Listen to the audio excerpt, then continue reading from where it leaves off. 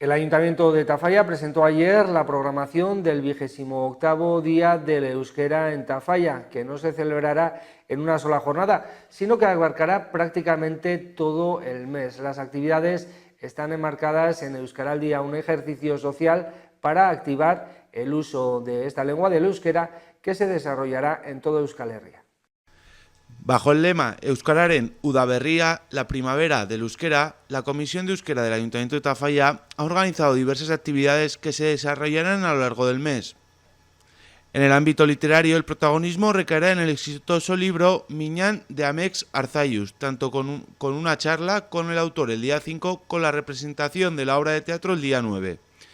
El libro de Bernardo Achaga, No memorias de una vaca euskaldún, estará presente en la biblioteca en forma de exposición.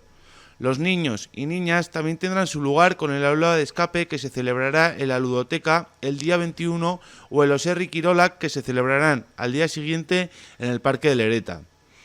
El día fuerte será el 17 de mayo con una comida popular, conciertos y actividades infantiles que comenzarán con un paseo organizado por Verdesia. Maiatzak 17 egun potentena izango da.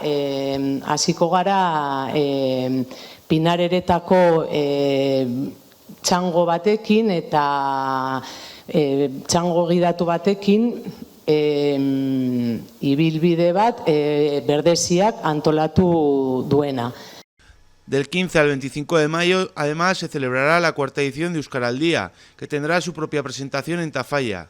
Euskaraldia es un movimiento social creado para aumentar el uso del euskera, priorizando su utilización en las relaciones cotidianas y haciendo un llamamiento a una práctica social masiva conjunta de 11 días. Se inaugurará el día 15 con el reparto de chapas. El día 16 se llevará a cabo un homenaje en el Salón de Plenos del Ayuntamiento. Maiatzak 15ean, 7 tarditan, kulturgunean hilkutxa baten komedia antzerkia egongo da.